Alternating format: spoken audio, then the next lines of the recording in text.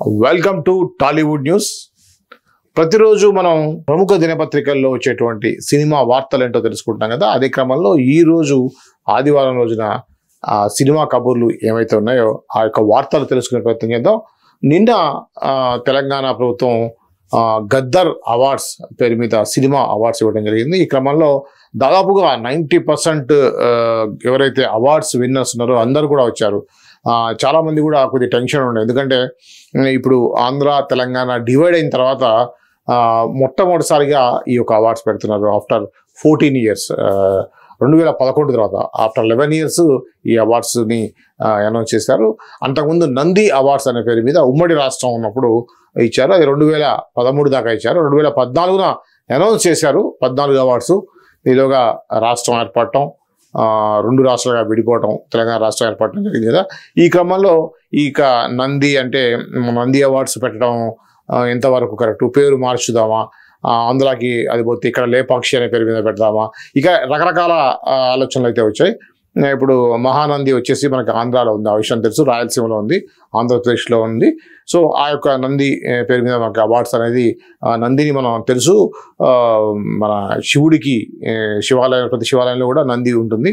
So నందీశ్వరుడు పేరు మీద Nandi awards అనేది వచ్చినప్పుడు కూడా, సో అది ఒక మెయిన్గా వచ్చేసి ఒంగోలులో ఉన్నటువంటి ఇది కాబట్టి, మహానంది కాబట్టి, సో ఆ ఏరియా కూడా మన ఏరియాలో, తెలంగాణ ఏరియాలో ఉండాలి అనేటువంటి ఆలోచన తెలంగాణ ప్రభుత్వం చేసింది.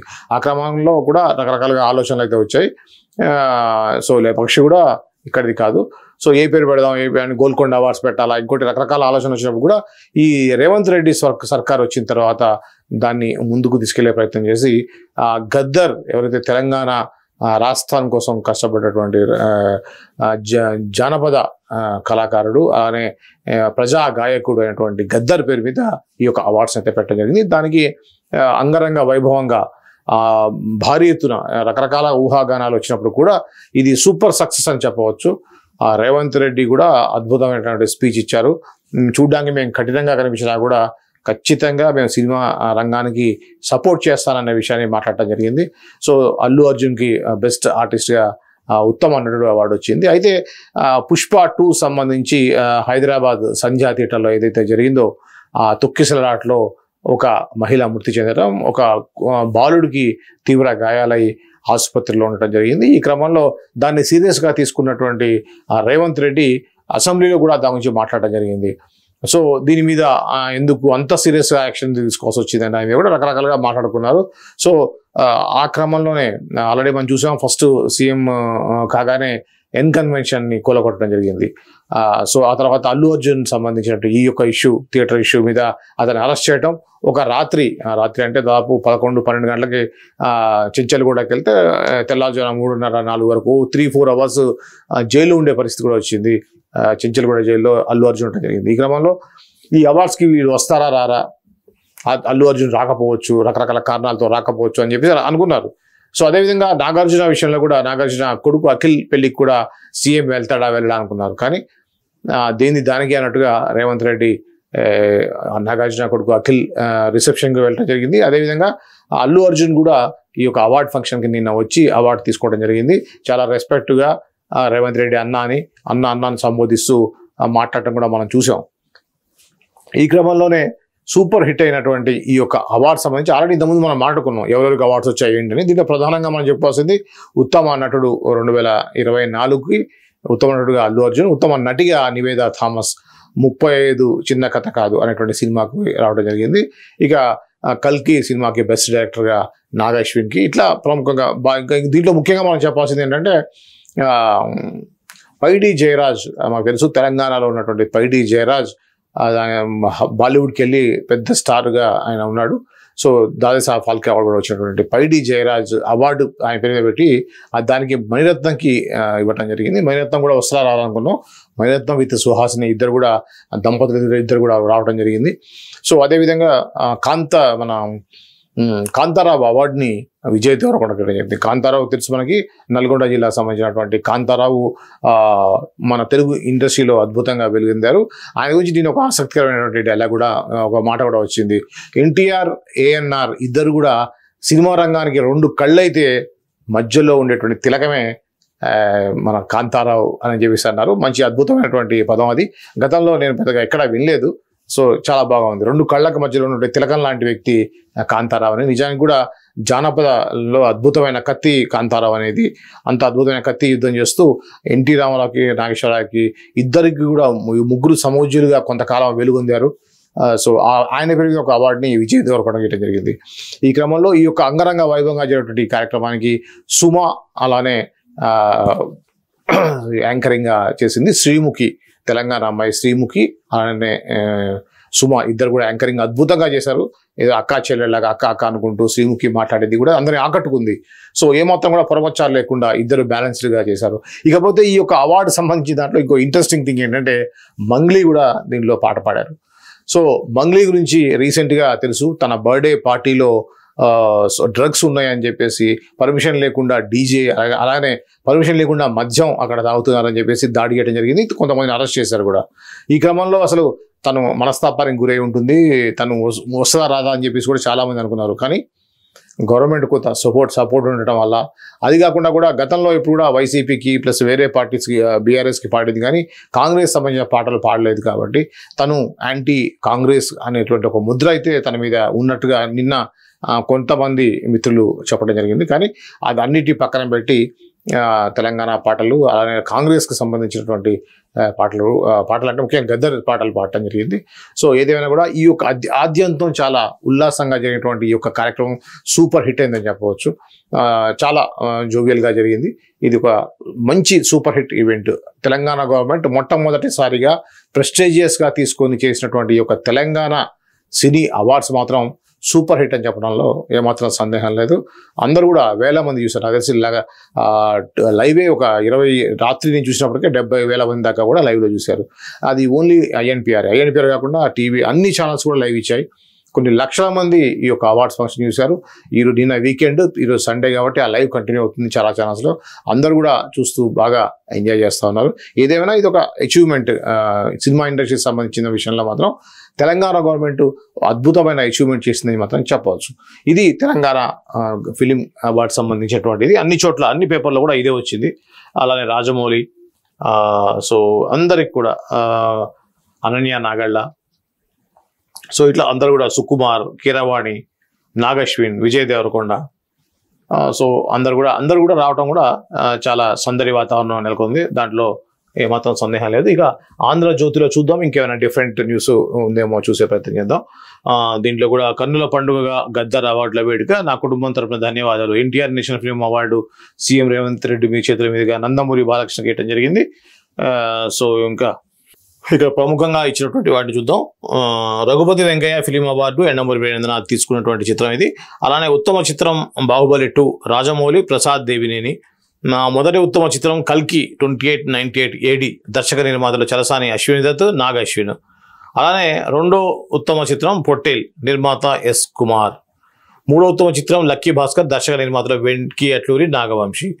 Razakar best picture on history, నిర్మాత గూడూరు నారాయణ రెడ్డి, డైరెక్టర్ సత్యనారాయణ. ఫరియా అబ్దుల్లా మత్తు వదరాలో సింగింగ్ పాటకు గాను.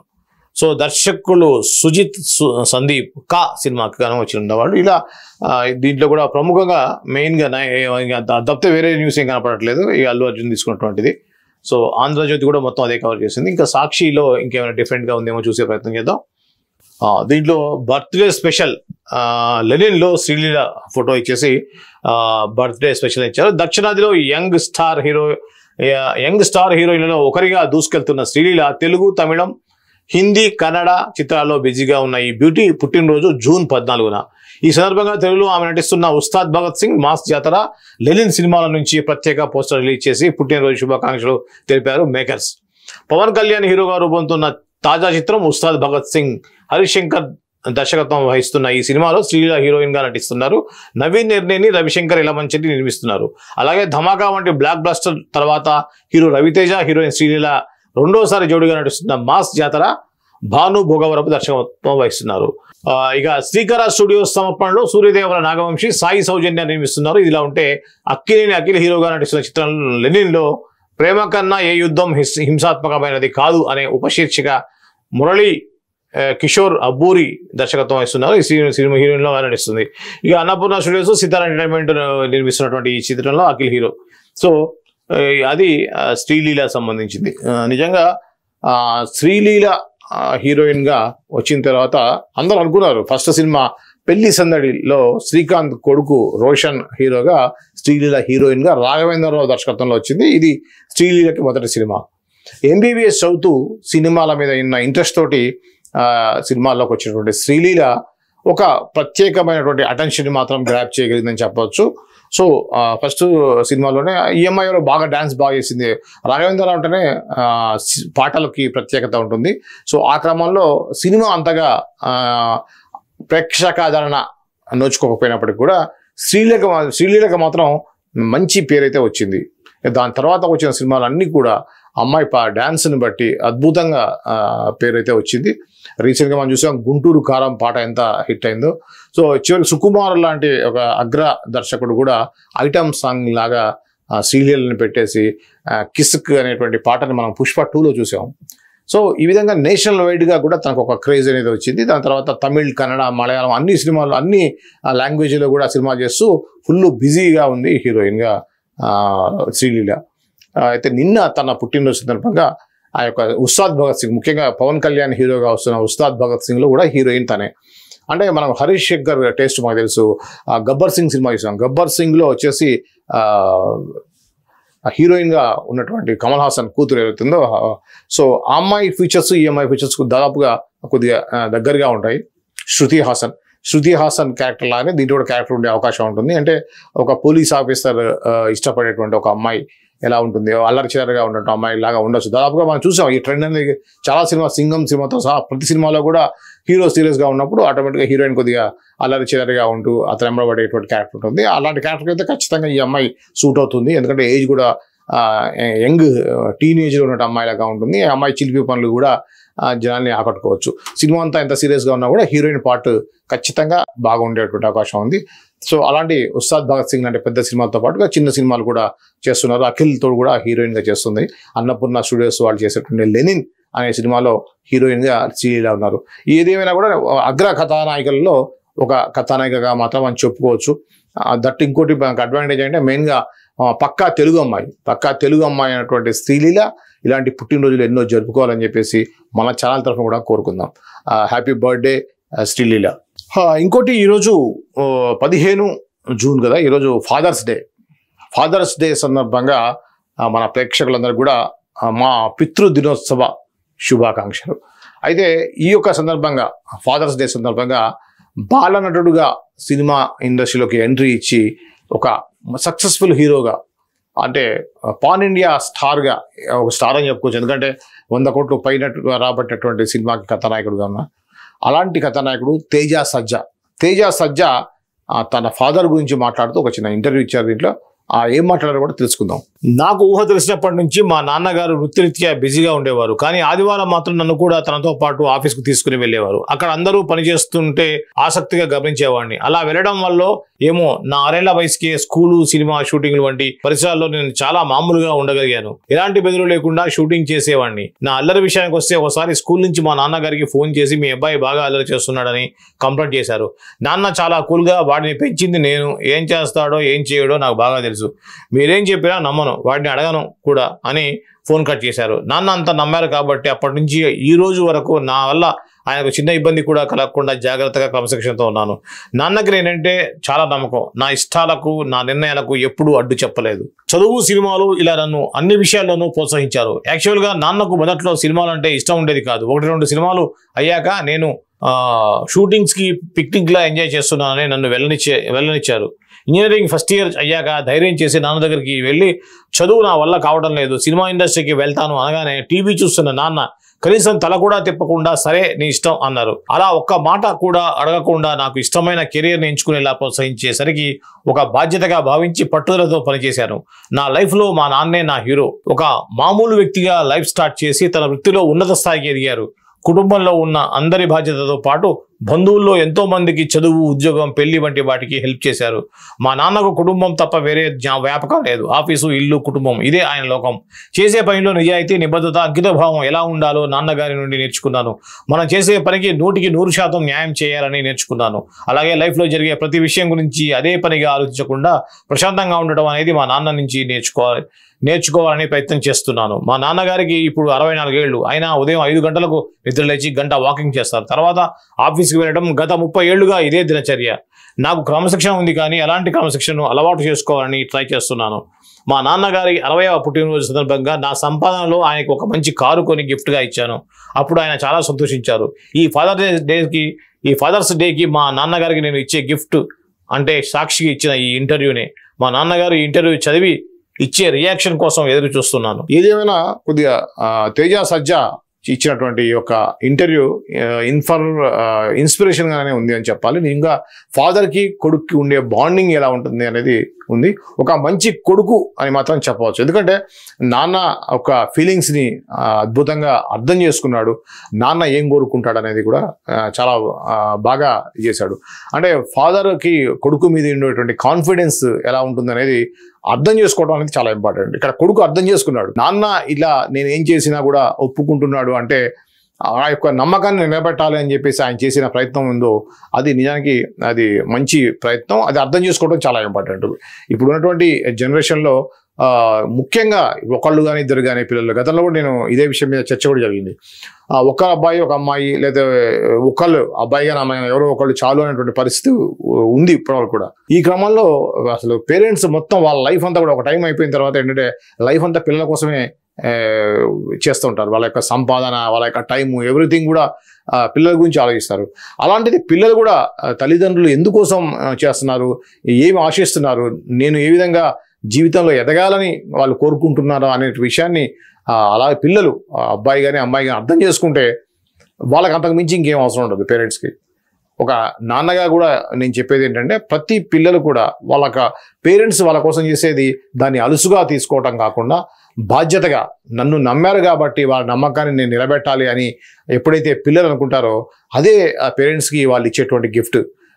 కోట్లు లక్షలు సంపాదించి తల్లిదండ్రులకి మీరు పోషించాల్సిన అవసరం లేదు. కానీ వాళ్ళు ఏదైతే నా పిల్లలు ఏ ఇబ్బంది లేకుండా లైఫ్లో సెటిల్ అవుతారు అనుకున్నప్పుడే నిజమైన ప్రశాంతత దొరుకుతుంది. ముఖ్యంగా నాన్నల రోజు అంటే ఫాదర్స్ డే సందర్భంగా ఇక్కడ ఉన్నటువంటి అందరూ ఫాదర్స్ కూడా ఫాదర్స్ డే శుభాకాంక్షలు. అలానే పిల్లలందరూ కూడా మీ యొక్క పేరెంట్స్ని, ముఖ్యంగా నాన్న కష్టాన్ని మీరు గుర్తించి వాళ్ళకి ఇచ్చే గిఫ్ట్ ఏంటంటే వాళ్ళు ఏదైతే హోప్ మీ మీద పెట్టుకున్నారో ఆ హోప్ని నేను నిలబెట్టుకోవడం.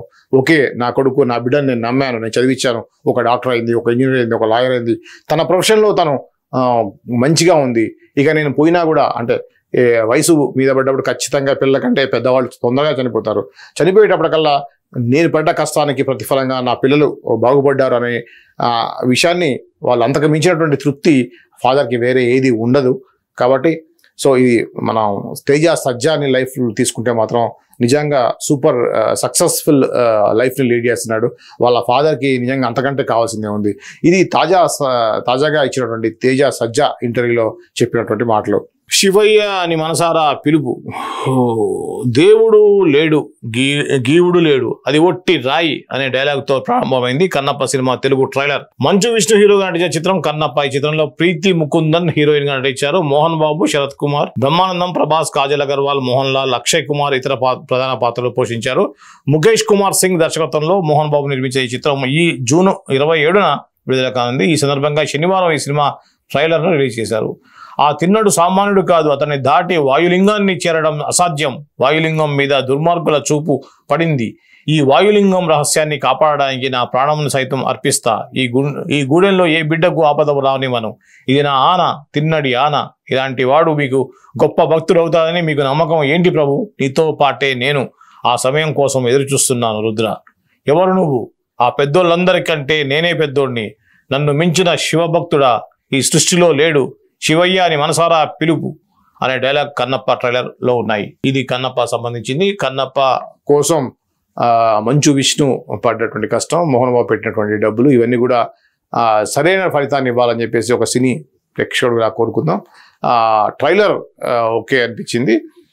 సో అంత భారీ తారాగణంతో ఉన్నప్పుడు కూడా లైటింగ్ కానీ అది కానీ బాహుబలి రేంజ్లో లేదని చెప్పేసి అనుకుంటున్నారు. ఏది ఏమైనా కూడా కన్నప్ప కథని కరెక్ట్గా, స్క్రీన్ ప్లేని కరెక్ట్గా ఒక భక్తి రస సినిమాగా తీసుకున్నటువంటి ఈ సినిమాలో భక్తుడు నాస్తికుడుగా ఉన్నటువంటి కన్నప్ప భక్తుడుగా ఎలా మారుతాడు, సో దీంట్లో చాలా యాంగిల్స్ చూపించినట్టుగా ఉంది. మనకి భక్త కన్నప్పలో కంటే కూడా కొద్దిగా డిఫరెంట్గా చూపించినట్టుగా అనిపిస్తూ ఉంది.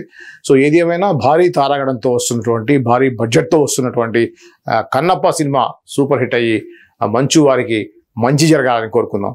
సో ఇది ఈ యొక్క కన్నప్ప సంబంధించింది. ఇది ఈరోజు ప్రముఖ దినపత్రికల్లో ఆదివారం, నిన్న శనివారం రోజున ఈ యొక్క అవార్డ్స్ ఫంక్షన్ జరిగిన క్రమంలో దాదాపుగా అన్ని పేపర్లు కూడా అదే కవర్ చేసింది.